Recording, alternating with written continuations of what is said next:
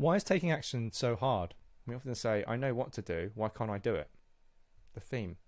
Most people are looking in the wrong place. Your focus on what you need to fix here is in the wrong place. But what happens is you end up building the wrong approach. So you double down on the things that are actually not going to work for you. And I see this time and time again. So most people focus on what needs to be done.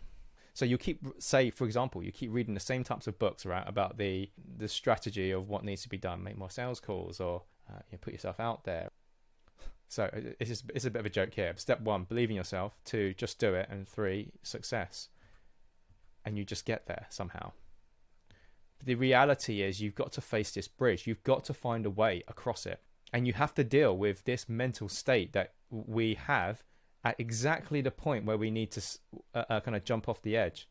There's fear, uncertainty, self-doubt, lack of confidence, imposter syndrome, overwhelm, anxiety. These are all the things that we think about, the stress. So your plans have little consideration for your emotion at that point and the path you specifically need to take, because it depends on to what extent those emotions are affecting you. You try to start, but you feel unsure. The planned steps, for some reason, they're just ineffective. You just end up standing at the edge of the bridge, and that's what it feels like. It all feels too much to deal with. That's the overwhelm.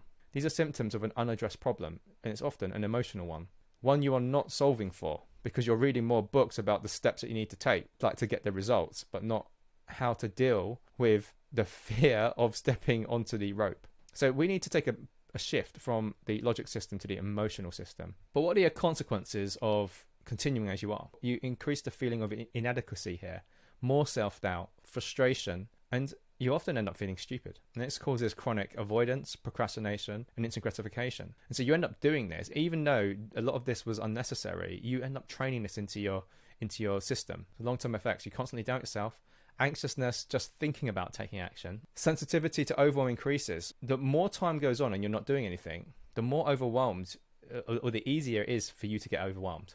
Severe procrastination habits and the feeling of being incapable. You feel like you've let yourself down again. This can often lead to an addiction to acquiring more and more knowledge constantly. Seeking out distractions.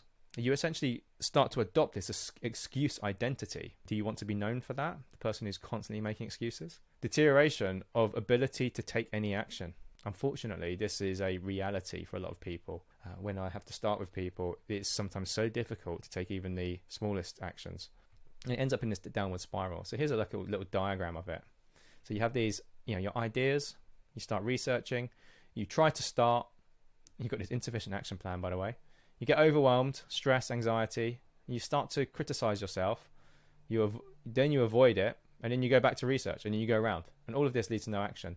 We need to get you over this side. A lot of people actually never make it across here. Some people kind of hope it's going to happen, but for the projects and things in their life that matter, often don't make it there. You get increases in sensitivity to overwhelm, self-doubt, anxiety, stress, procrastination, and then a noticeable drop in confidence, mental fitness, ability to figure things out. That's a really important skill. Ability to start. So what's the solution?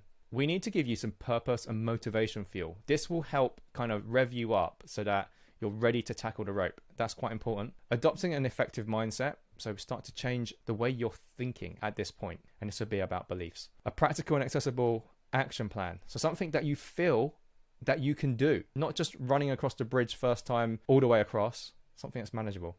Make the process as easy as possible. The safer and more accessible we can make it, the less resistance your brain puts up. And a system to help you stick to the plan so you don't stray off of it. This will arm you with tools for the rest of your life. And that's one of the kind of byproducts I've seen. Obviously, it's been something I continue to use kind of 10 years later. And with all of my clients, continuing to talk about how useful this is in any situation they come across. This will allow you to go wherever you want. So if you can learn to tackle this bit, it means that you can jump from island to island forever, like this. And then often saying, I never thought I'd be here. That's one of the greatest things I like to hear people saying. I say, when we spent all this time working on crossing this one, it has enabled me to cross to wherever I want to go.